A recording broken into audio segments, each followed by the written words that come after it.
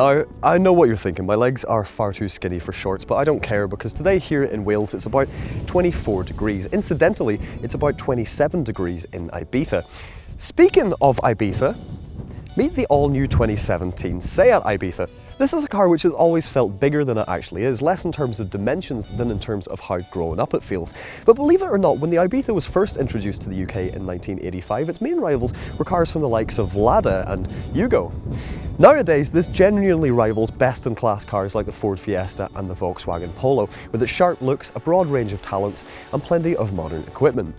This all-new version has received a fairly significant update over the last one. It's wider, it's lower and sleeker than ever before, certainly much more like a mini Leon, and it comes now packed with all sorts of new stuff. In fact, SEAT says that this is now the best small hatchback on the market. Pretty big claims. I'm going the wrong way.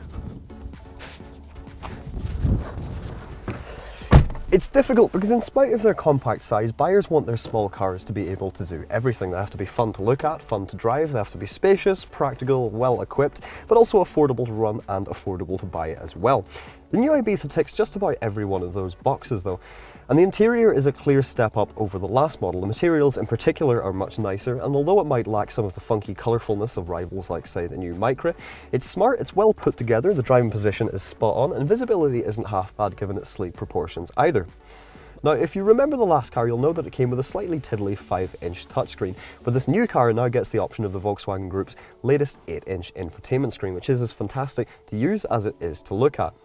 There's also plenty of kit with this sporty FR trim getting DAB radio, sat-nav, cruise control and automatic lights and wipers. There's also these sporty fabric seats, Apple CarPlay and Android Auto, along with options like a Beats audio system for £365 and a panoramic sunroof for £665. There's also now lots of safety kit like pedestrian detection, tiredness detection and adaptive cruise control. However, it's worth noting that on the Ibiza you will have to pay a little extra for some of those, and other rivals like the Micra for example do come with lots more safety kit as standard.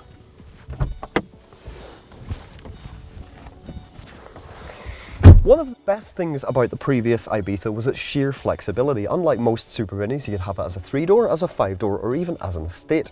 Unfortunately, that's no longer the case. This car is now 5 doors only, and the estate has been nixed to make way for the Arona mini SUV.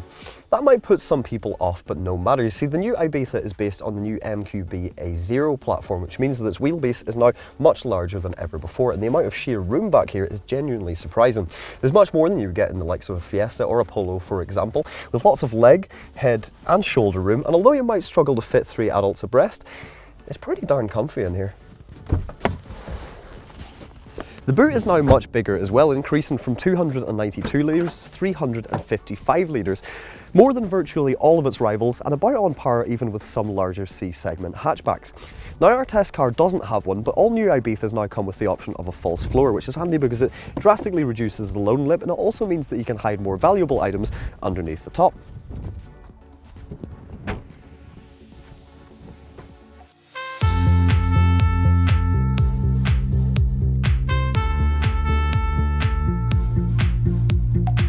To drive, the last Ibiza was, well, it was good. Maybe not amazing, but definitely better than many rivals in its class. Comfortable, sure-footed and supple, if not outright engaging. This one, well, it's much the same story, but then that's not a bad thing. With this car, it's less about what it does extremely well and more about what it does overall that really impresses. A broad spread of abilities. Sure, the steering's a little bit light and there's not much feedback in it, but the car feels sprightly enough and the 6-speed manual gearbox is slick and a joy to use. Of course, this FR model also comes with slightly stiffer suspension, larger wheels and a selection of drive modes, which makes it a little bit more dynamic without infringing on comfort. And this is a comfortable and very easy car to drive, while also being quiet and quite refined. Power for this car comes from a 3-cylinder 1-litre petrol engine with 113 brake horsepower. 0 to 62 miles per hour takes 9.3 seconds, so it won't exactly set your trousers alight, but it's fast and fun enough to use every day. As well as the 1 litres, later this year there'll also be the option of a 1.5 litre petrol with 148 brake horsepower, the same engine that you get in the new Golf, or a 1.6 litre diesel available with outputs of either 78 brake horsepower or 93 brake horsepower. Will there be a Cooper version? Well, maybe. Basically, SEAT's had a look at the numbers and it's seen that while the UK is mad about little pocket rockets, the rest of the world isn't so sure, and so for a while it's just going to kind of sit on its hands and wait and see what the demand's like. Basically, if you want one, you're all going to have to ask really nicely for it.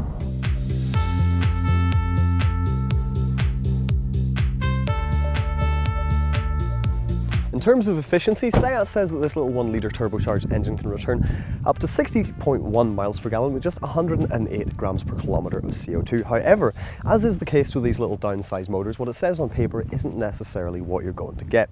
In the past day and over a variety of different driving environments, we've barely managed to crack 35 miles per gallon, which obviously isn't great, but we will have to get the car in for a full week-long test where we can more thoroughly make our minds up then. In terms of outright pricing, however, the Ibiza isn't bad. It starts from £13,130, while the FR starts from a shade over 16 grand. And SEAT says that if you buy either an FR or an SE, you'll get free insurance, which is good news for young buyers. The new SEAT Ibiza is one of those cars which doesn't really have that many drawbacks, it's just good. Sure, one of the other engines might be more efficient, and for keen drivers there are better cars out there, but that's about it. It's good to look at, it's smart, spacious, stylish, well equipped and cheap to buy as well. Of course, we will have to get one in for a more thorough test, but on first impressions at least, the new Ibiza is one of the smartest super minis you can buy on the market right now. Anyway, if you would like to know more about the car, you can click on the link that's on your screen now. If you'd like to watch another one of our videos, you can click the other link, and if you haven't already, hit the subscribe button. Yay. Is that alright? Uh-huh. Cool.